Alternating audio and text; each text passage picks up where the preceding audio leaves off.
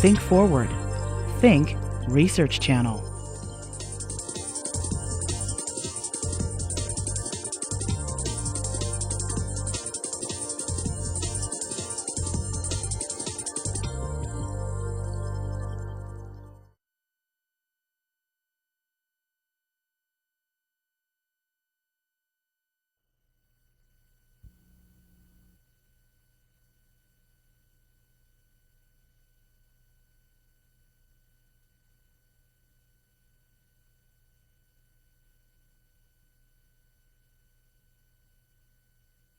My name is Gino Henry. John Henry was my brother. My name is Ann Schreckengoss, and I'm John's older sister. I'm Peter Goldblum. I'm a clinical psychologist. I'm David Gear, and I teach at UCLA. I am Beth Harris. I'm Margaret Jenkins. I'm Bill Milligan. My name is Rudy Atfel, and I met John in 1965 when I joined the Army. I'm Douglas Rosenberg. My name is Roger Dillahunty. I'm Ellen Bromberg. I'm Robin Davis Ramos. My name's Jerry Pannone. My name is Flo Kelly. Hi, my name is John Henry.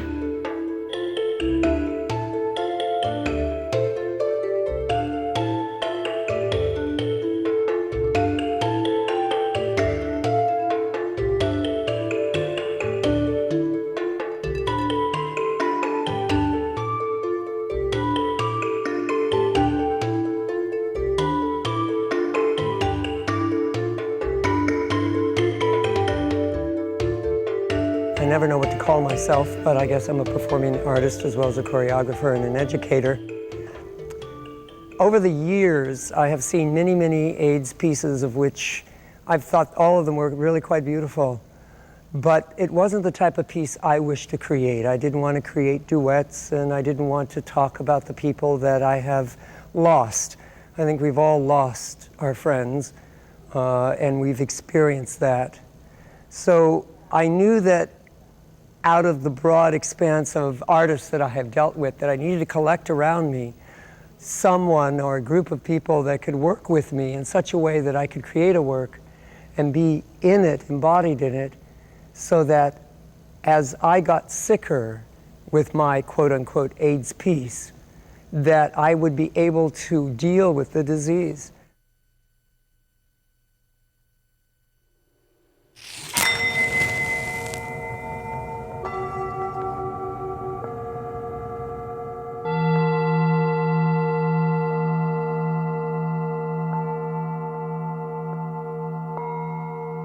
I had become very interested in looking at dances that were in some way about AIDS as a result of having arrived in San Francisco as a critic. This was in 1985, at a time when some of the first work was being made about AIDS. And I carefully watched and wrote about pieces as they were being made, and only some time later realized that something unusual and maybe even spectacular had happened over the course of some 10 years as this body of work was developing. Singing Myself a Lullaby began as a work for the theater that examined the image of the self as one individual prepared for his death from AIDS. This documentary explores performance, the nature of truth, and the role they play in the telling of history. It seems to me that the first work that was made about AIDS was dealing with one of two issues primarily. On the one hand, it was just looking at issues of stigma. You know, why is it that people with AIDS were being treated as though they were pariahs in some sense? And what was the link between that pariah status and dancing? So that was one set of issues that was being dealt with a lot in early work. And the other was mourning, grieving for our friends, grieving for oneself, grieving for an era, grieving for a lost period for the gay community.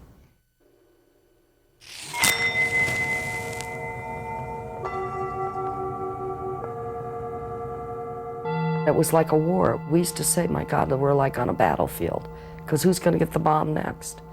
Doctors, friends of ours, doctors that were working, were dying. I mean, brilliant men I knew were dying from it. They were dying from the AIDS. And it occurs to me that John Henry was doing something very different. He was, through his own story, inviting us to contemplate the experience of approaching death.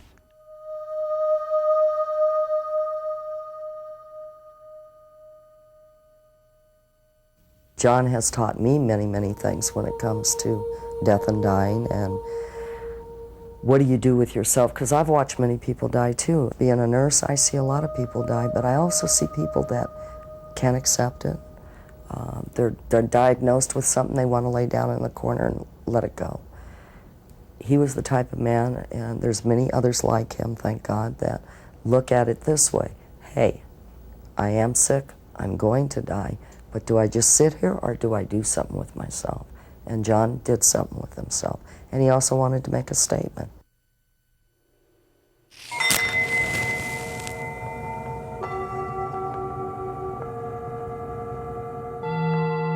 I really wanted to deal with it as a life process because that's what it's about. It's about living fully until life is gone.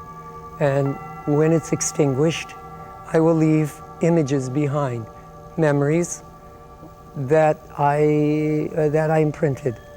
And to me, that was the importance of the work.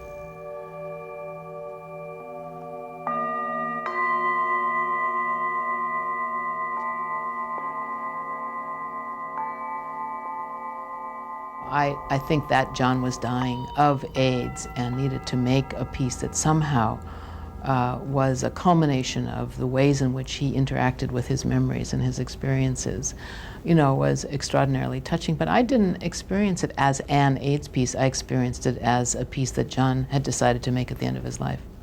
But it's interesting for me as a psychologist to watch how people cope over time with AIDS. And one of the lovely things about being part of this project was that I was able to watch how John Henry over time dealt with his own death. And I think that in some ways this is a unique opportunity to witness such a process. John, I believe, was in his late 40s at the time the piece was made, and he probably looked, you know, at the end he probably looked more like 70, perhaps older still. And yet the gift was his ability to, and his decision to, allow us to be there for the falling apart, if you will, of his bodily apparatus. And, you know, you could say, I don't want to see it. You don't have to go. But others of us, you know, consider it a rare privilege, actually, to be invited into an experience where it's possible to view a primary bodily experience like the one he was going through.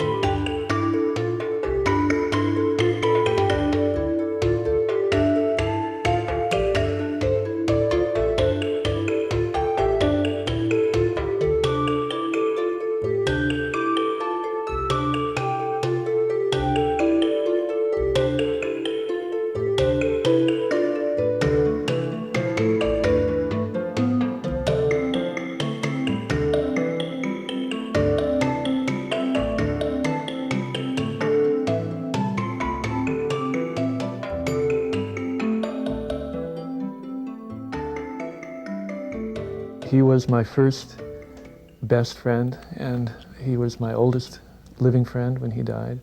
We had a very, very intense friendship for about 10 years, and then as we got older, we sort of drifted apart.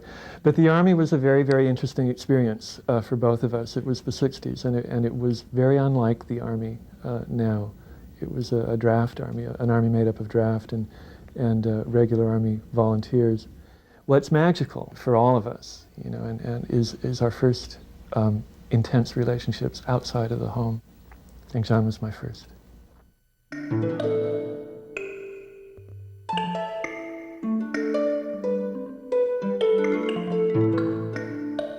One of the things I enjoyed most about John is he wasn't fixed in what people conventionally call reality, which is what you and I have seen and therefore agree it must be real. John's inner life was so vivid, and there were so many levels to it, and it just always came out in conversation, whether it was characters he was creating or ideas about projects that I was working on. He loved music, and he loved creating things, and everything sang to him. It was like being with a kid whose neurons were constantly popping. He had shows in our garage. You know, no matter what kind of thing we were doing, John was in the middle of it. One of the things I absolutely loved about him, it was always unpredictable. We would leave the house in the morning with what we had told each other we were going to do, and we'd come back, and I always know there'd be something interesting that had happened to him that would possibly change the rest of our life, you know? So it was always like, who did you talk to today? What happened? And it was always, and I always knew part of it was what had happened, but part of it was also what John was already reading into the possibilities in this encounter or this situation that had happened. He loved life, though. He loved people. He loved what he did.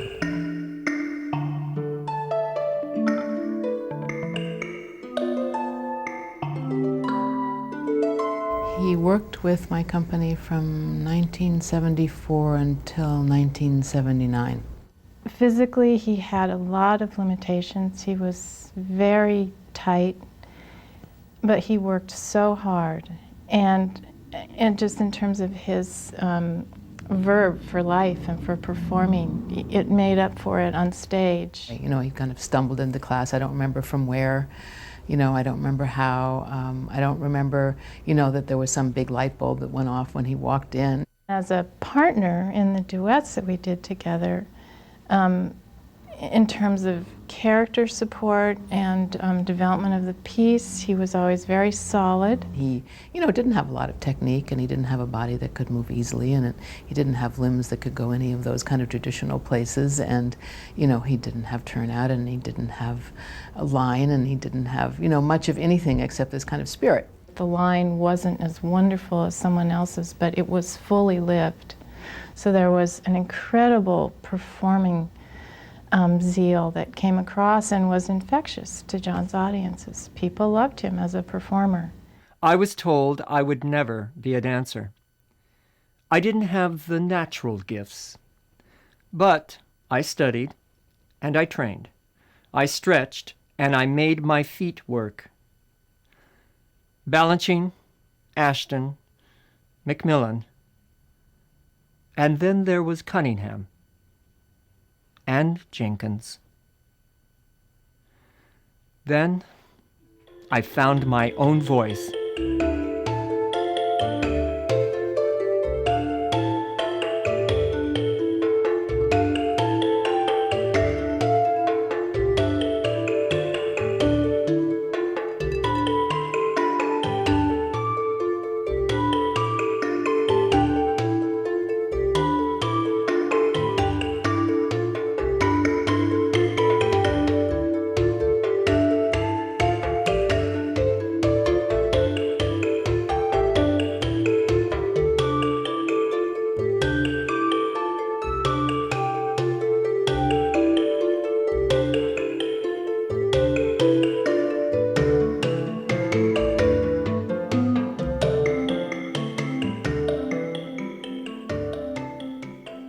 So I went over to Cabrillo Elementary School where he was teaching, and it was amazing just watching how he bounced around with these children, the energy that he put out there, his enthusiasm, his creativity, how innovative he was.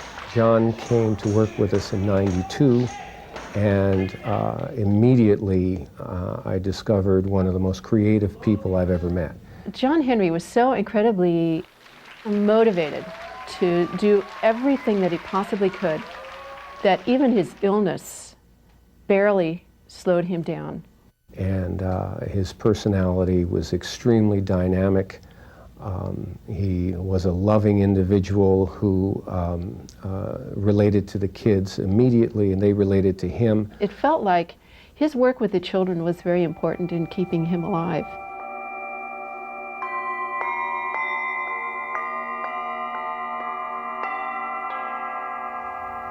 The students and I started to suspect that John Henry had AIDS. The community that I taught in was the Castro district, so the students are not unaware that AIDS is existent.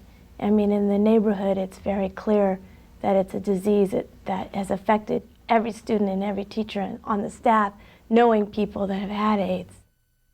The most impressive thing to me about John was that it didn't matter whether he was coming from chemotherapy or he was feeling down that day. He had the incredible ability to go forward and not let that illness or the way he felt get in the way of what he felt he had to do. So when John Henry started to actually show signs of AIDS, kids started asking questions, teachers started asking questions, but he hadn't announced it yet. Once John Henry passed away, it was in April of '96, I decided that we should make a names project quilt for him while we still had students who could remember him.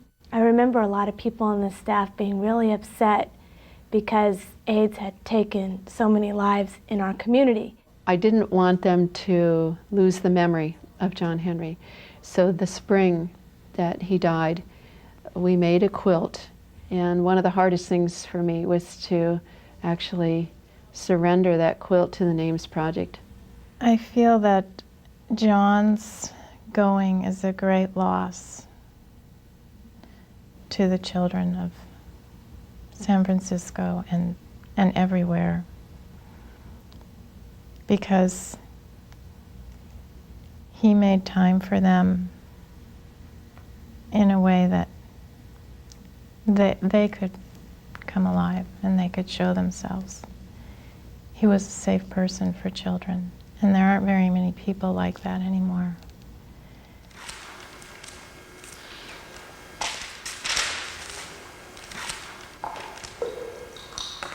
I got involved in the project when John Henry called me probably about 4 years ago now. He called me out of the blue. I hadn't heard from him in over 10 years. And he said, could you choreograph this piece about AIDS? And I'm thinking we would use video in the piece because that way we could use the video footage when the dancer could no longer perform. And I realized that this is John's way of telling me that he had AIDS and that this wasn't a piece about AIDS, but it was a way of processing what was going on in his life. It was important to me to try to set up a structure in which we could look at death as transformation. So what came out were these series of rituals in which we look at self-image and how we identify with images of ourselves throughout our lives, and as we grow and age and mature, we let go of those images and move on to other images. And death is yet a deep, deep way of letting go of an image we have of ourselves as being in the body. So what I was looking for was a collaborator who would really keep me honest to the work and would have the vision to help as I change, the work to change. She immediately, because I mentioned video to her in that process, she immediately contacted Douglas Rosenberg. The piece will ultimately be about the process as well. So contained in the work is not only the work, but the process of the work. So it becomes very inclusive of everything that has gone into the piece, including John's life and including the process of visualizing John's life. We did hands-on work. I did a lot of tactile work with him and trying to work with what was coming out of his body and let's see if the piece would take shape from his body. And after many days of improvisation and videoing the improv, we looked at these tapes and talked about what was going on within these sessions and found that there were certain themes that were emerging for him. One was his relationship with his mother, his experiences in Vietnam, his life as a dancer, his being gay in the military, and his having and living with AIDS.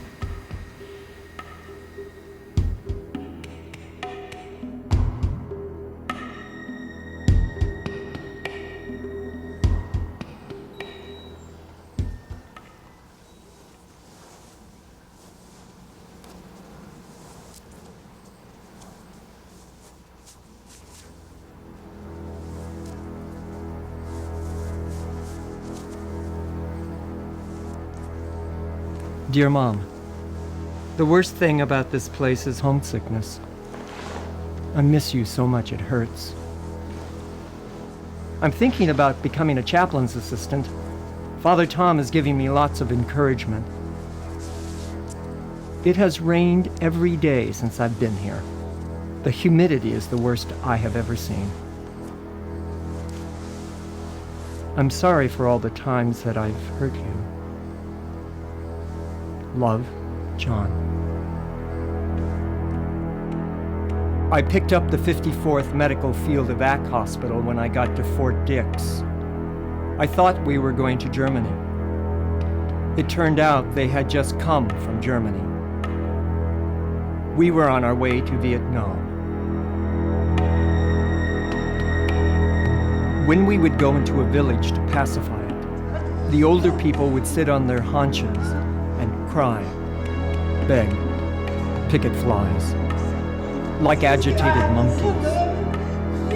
Now where was I, an 18-year-old from the malls of the San Fernando Valley, supposed to pick up the understanding to deal with something like that?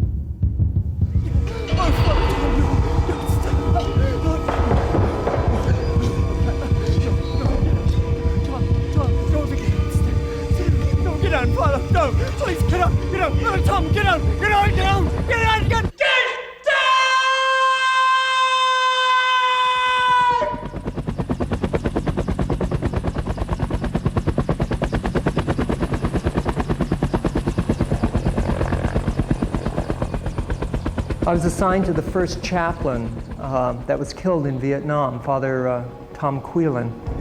And I remember we had flown into this one village, and we were in the second wave. And the helicopters, if you've ever been in one or under them, they create this tremendous wind, and it buffets against the rice, and the rice is really moving fast, and there's a lot of spray. People are yelling, screaming, hollering, there's fire, a lot of smoke. The reports, sometimes if there are mortars coming in, the mortars come in real fast. It's almost directionless, the sweep as you go through. So Father Tom and I jumped off the choppers and he began taking his rounds of people. I mean, his sole purpose there was to give aid and comfort. I was to help with the medics identify those who were not going to make it. Spend time with them until the priest could come and give them their last rites and things. So I was present sometimes when men died. Well, I noticed Father Tom was over 6'2", and I was away from him a distance, and I can still see him today. I mean, he was just this big guy standing up in the middle of a rice paddy. So I was yelling to him to sit down. I'd say, get down. And I began to crawl, run, half fall, roll towards him. And I kept telling him to get down. And I just can remember saying that over and over again and yelling it. And by the time that I got almost to him, he stood up one more time. And he was hit by fire. And his body sort of like took the impact of the bullets, and then it fell in two halves. And so we had to bring him back home that day.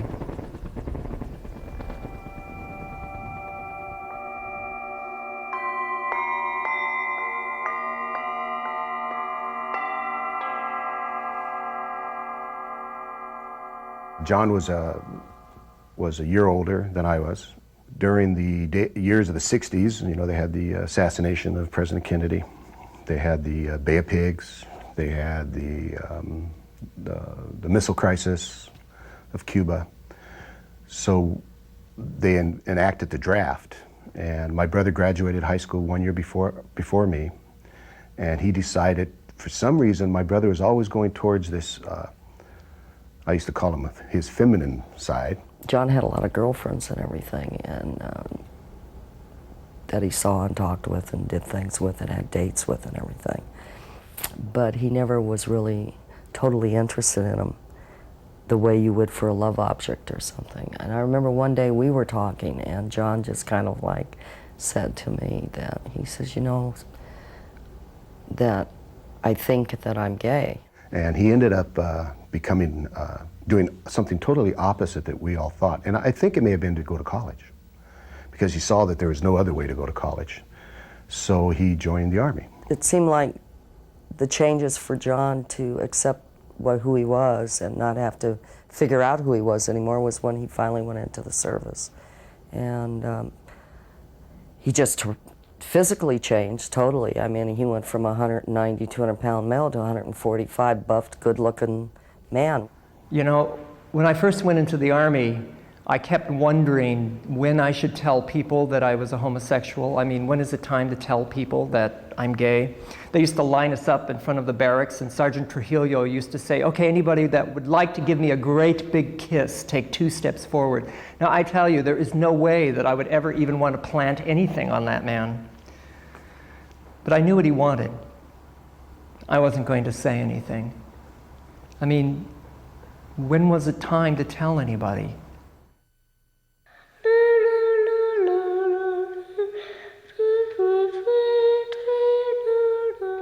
John's relationship with our mother, I think, was a very close relationship. And a reason why it was a very close relationship, I think, is because I think my sister's a little tough. I'm a little tough. My brother was sensitive, and I think my mother is extremely sensitive. But John always was very supportive with the family, always very wanting to help Mom and help me. And at one time, we hit bottom really hard, and my mother had to make a very hard decision for herself, and so she sent the 2 boys and went to a Catholic school out here in the valley. It was called the House of Nazareth. It was funded by the Catholic Church, but also the county people would put some children in there, and it was only for boys. I saw my mother as Lauren Bacall. I always thought she had such an elegance. As I grew older, I realized that was just how I saw her, or wished her to be. My mother could never be Lauren Bacall, but I could.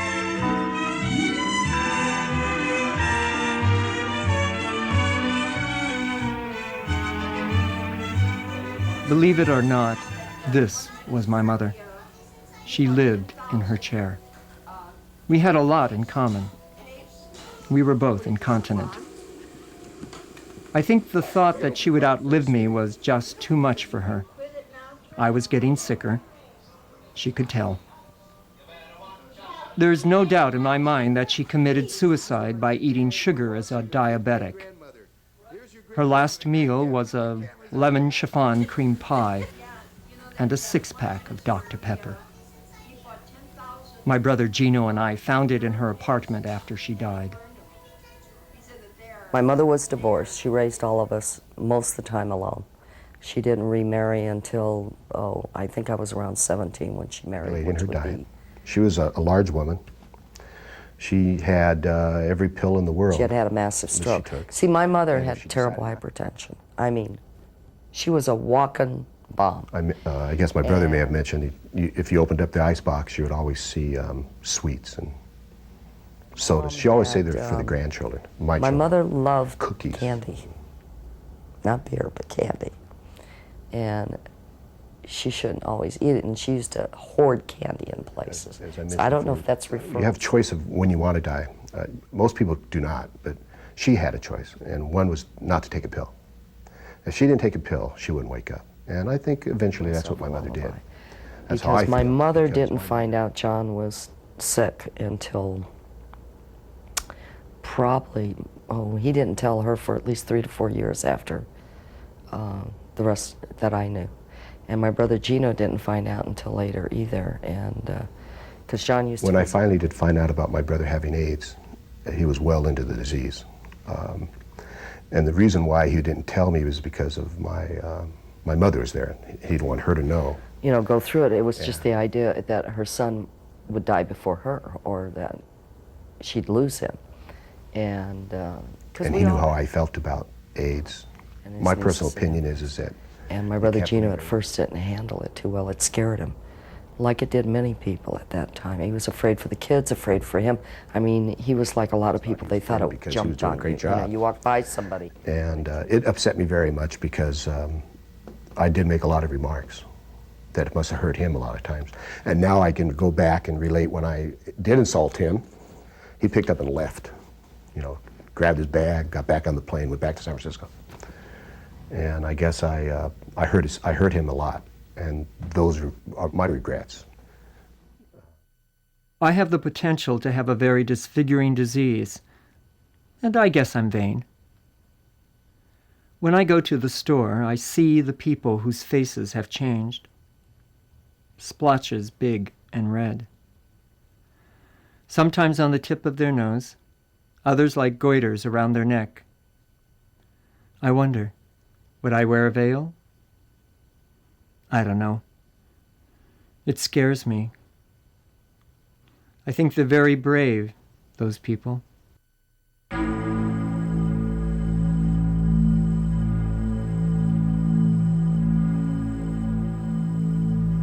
One of the things that being involved in this project has allowed me to really reflect upon is the whole idea of identity.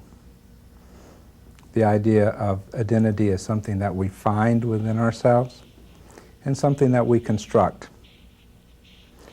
And this is a process that continually goes on for each of us.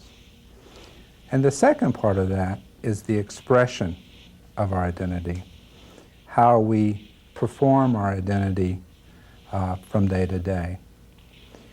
And the connection is the authenticity of that performance and the intention in the performance of trying to be as clearly who we are as we can be. It occurs to me that there are two ways in which the performance of identity have become very important in 20th century theatrical art in the US and in Europe to some degree. And that is in the performance art realm, where one's story and one's body are very much put before an audience as the material of the performance. And also in postmodern dancing, where text has become so important in the last, say, 15 years in particular. So between the performance of text, which is often autobiographical or metaphorically autobiographical, and performance art, this in fact seems to be a kind of hybrid of the two. How honest are we really in our performance? How honest am I in my performance of my identity? How honest am I right now as I talk? You know, is this true to who I am? Is it true to my insecurities? Is it true to, you know, is it accurate? I hope so. My intention is to be so. So I think that the idea of constructing identity is only half of the picture. The other half of the picture is discovering the identity, and then our intention to perform that as honestly as possible. The notion of identity is not a fixed one. It's something that we're constantly creating. This is very much a part of current ideas about gender, that gender is constructed, that, you know, we're not born masculine or feminine in a particular way. We learn these things, we construct them from ourselves, and society constructs them in us. Well, likewise, whenever we present ourselves, we're constructing ourselves for the consumption of others to some degree. And frankly, for our own self-consumption. It's where our sense of self comes from, in the way that we narrate our stories, the way that we present ourselves to the world. So as I watched Ellen and John come to a creation of an expression of his life through the medium of movement, I was very interested in this parallel, this juncture of psychological exploration and artistic expression.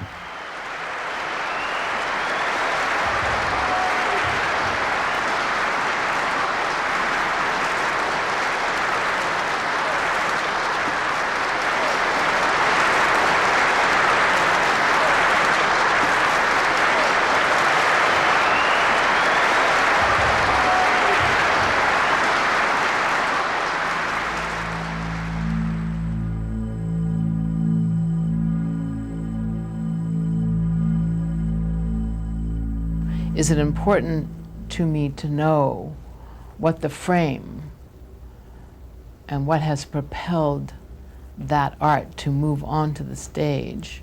And if in moving me, it's important for me to know whether or not that came from what I would consider to be a real place, no. I don't have any interest in knowing. I think that the imagination at work is really what fascinates me, and whether it's fabricated completely is irrelevant to me. Because I think people's truths are often fabrications, and I think that what I might consider a truth, someone else might consider a lie. I think that the nature of truth right now for us as a culture is difficult, because it has been sort of trounced on in many different areas of our lives. After all, you can choose your own life and how to tell it. You don't have to tell the truth about your whole life. I'm sure we all have something to hide. None of us expect truth anymore. I don't recall ever having seen in the publicity for the piece that it was autobiographical, that there had been any particular assertion made about that. And yet one presumes when a performer is telling stories and showing photographs of his own mother and showing photographs of himself performing and dancing, that in fact everything surrounding that is also true in the same way. But in retrospect, I just found it curious. I felt as though it pointed out yet again the degree to which we fashion our experience to present it to others. And John had done that in a very eloquent and interesting way. I think it's very hard in a way to say that what anybody remembers is inconsistent with something else. I think that we all are a composite of ambiguities, and I don't think there's any such thing actually as an accurate memory. So I think that what was interesting was to see what John chose to remember at that time in his life.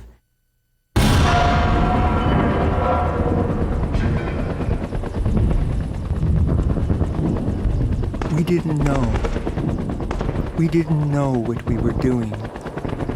We didn't know the enormity of the crimes we were committing. This is an apology. I'm sorry. I'm sorry. I'm sorry. I'm sorry. Sorry. Sorry. Sorry.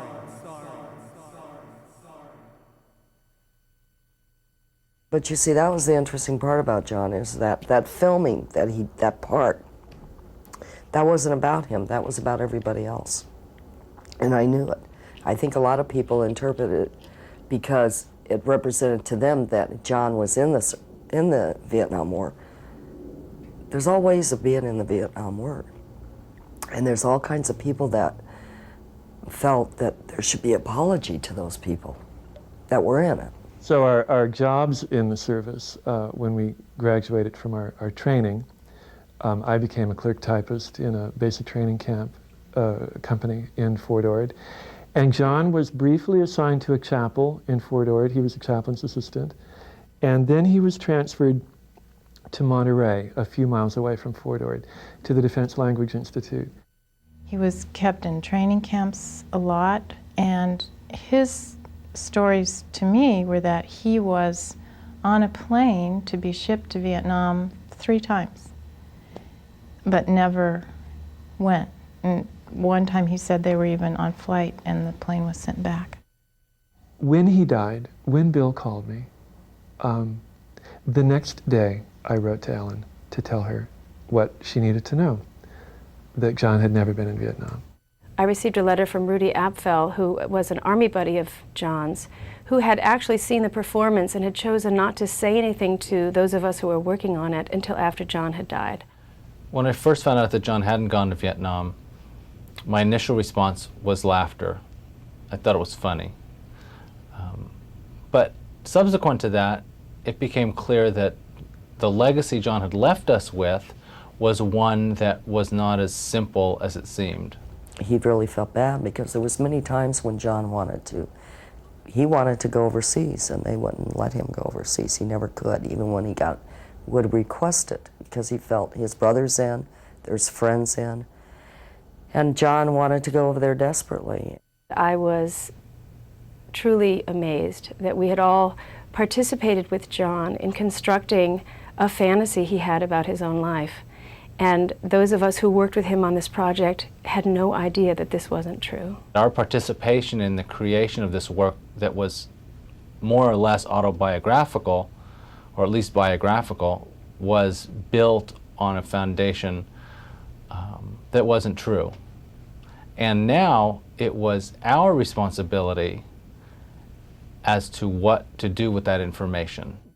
And I came to the house once to meet a couple who later became very, very good friends of mine. And he seemed to have a lot of ambivalent feelings about that particular time in his life. John had left the room, and there was the moment, you know, of the couple and the new person and trying to make conversation. And Peter said, "So did you go to Vietnam?" And I said, "No, you know, we were lucky," because we'd been talking about the Army. I said, "No, John and I were lucky. We never had to go." He never did really do what a military person does, which is go to fight. He came back in the room as I was finishing, saying, "We never went to Vietnam." And Peter and Marianne were looking very awkward and very uncomfortable. And John said, in this wonderfully John glib way, "Well, I never actually went to Vietnam." As if, oh, you know, that explained it, okay. And I think in a way that's what my brother was showing. Hey, part of our lives were stolen, okay? I died 10 times over at that time period, even though I wasn't in Vietnam. But the first I heard of it, again, was about, I guess, 8 years ago, when Lullaby Project started getting underway. And I know darn well John felt guilty sometimes about that. Other times he was okay with it. And I think he was apologizing about it, but also saying part of our lives were stolen. It's as if I had always known, even though it had never come up again for 25 years. This is something that he's doing and that he can't stop himself from doing. And it's crazy, and it's dangerous, and it's fun. It's delightful. It's his performance. What John, for instance, created with his version of what happened to him in Vietnam was something that was real, was truth for many of those people who did go to Vietnam. What we really felt and what we were carrying about those years. He was like a vessel for that truth, a vessel to carry that truth out and express it. And he did it so beautifully, and the rub comes because he did it as an autobiography. Insofar as part of the experience of having AIDS is being publicly identified as being gay, insofar as these two things are conflated, there is a kind of crisis of masculinity that can result. Some sense that you're, you know, feminized, if you will, by virtue of being a dancer and having HIV. This is not certainly anything that I would agree with, but nonetheless, there's some sort of force in the culture that seems to make this presumption. And to align oneself with the military, with having been a soldier, with having been a valiant soldier, is in some sense to remasculinize oneself. Everybody said the same thing. How come? Why? They said that for the Vietnam War. A lot of people never understood the Vietnam War, and a lot of people still to this day don't understand the AIDS thing. And I think everybody was asking why. How come? And I don't think there is an answer. There never will be. The wrath of God, that isn't an answer. To me, the the final question about the project, the thing that I probably linger with the longest, is the whole question about truth. Starting with the question of truth in art. One of the things that people frequently said was that this was a performance, and we do not expect performance to be based on the performer's truth. But I continually go back to the original intent of this particular piece. Now, this particular piece may fall outside of what people want to consider art.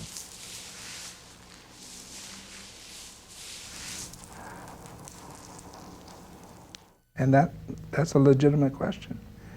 But as long as the intention of this piece was to find within the process John Henry's true reaction to his illness and death, then we must respect factual truth.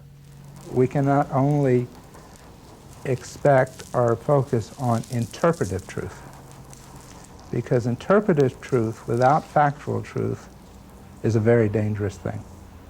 There is an expectation here, a legitimate expectation here, that we do this honestly. Now, does that mean that we all do this honestly? No. There are many different lies we tell ourselves, lies that we tell other people, big lies, little lies. And all of these have to be understood and incorporated in this effort to find truth. But what is essential to me is that we base it on the assumption of striving for truth. I can certainly understand people feeling betrayed by John Henry, the person, because they believed him, the person, telling them this story. But John telling that story in his art, in my opinion, is not a lie. The lie, so to speak, that's being perpetrated is that art tells truths. And I think the assumption that if you're sitting in the audience that what someone is telling you is in fact a truth is a very curious kind of almost childlike fantasy about what the theater should be. All the things I've said that I wish I hadn't, that I regret, the people I've hurt, the things I've forgotten.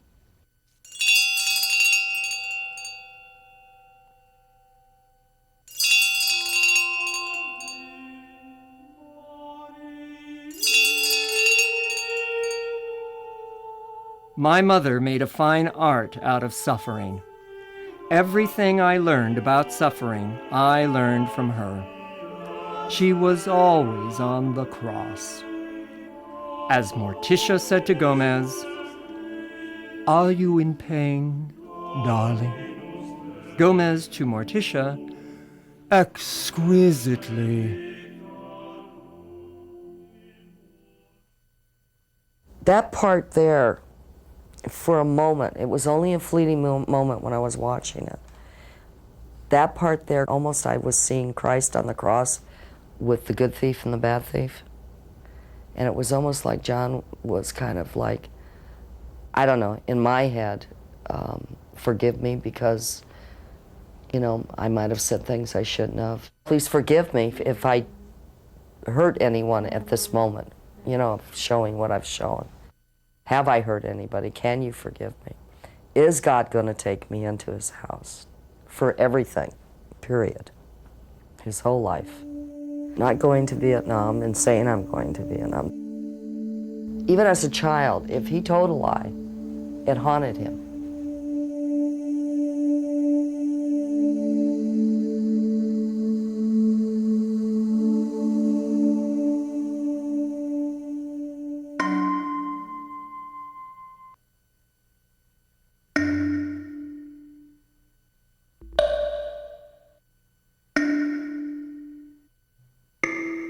I'm sensing.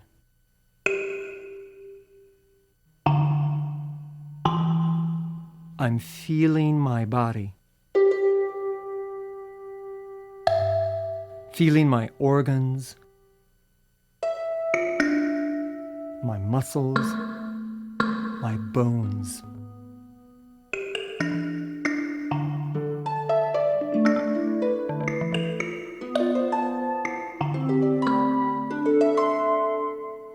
Feeling the movement with ease.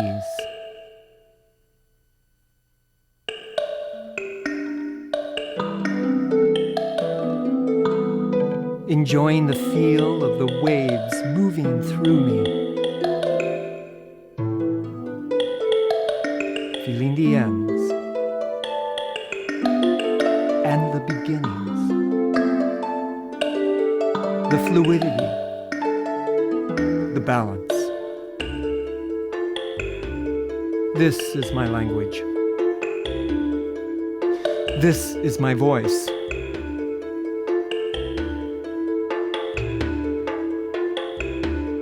This is how I speak.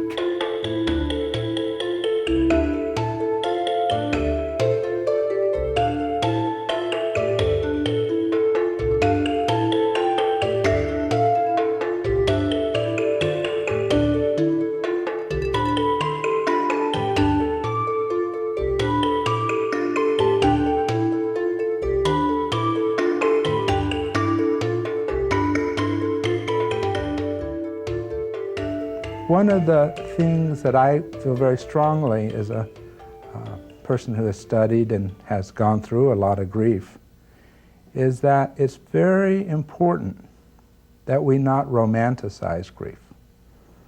That grief has to be based on the real person, not on the person we would like them to be, even if that person wanted us to grieve a false persona. We can only, in my estimation, truly grieve someone, the real person, and not the image of the person. So I think that this second part of the process of coming to understand both the strength, the beauty, the weakness, continues the original intent of what we were trying to do. The things that are left behind. The clay. Shards of film. This documentary. Everything that came before is gone. You know, John's body is gone. Those earlier performances are gone. And yet there's a kind of wondrous ghosting that's made possible by his presence now on film. And this is the kind of haunting I wish for. It's the kind of haunting that I wish for from my own dear friends who are gone. Their revisitation, the possibility of their bodies being re-evoked through the things that they have left, the clay, the film, the photographs. And I think of this as a gift on the part of the collaborators who are making this work now, but I also think that it's like, you know, a next stage, almost an end stage in some ways in the creation of work with bodies about AIDS. How will these ideas remain to us as ghosts?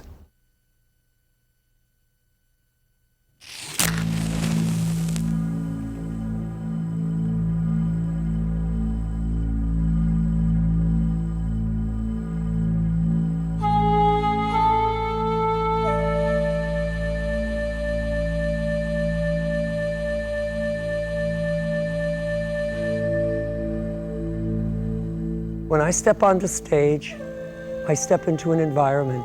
Each time, it's the first time or the last. I don't know.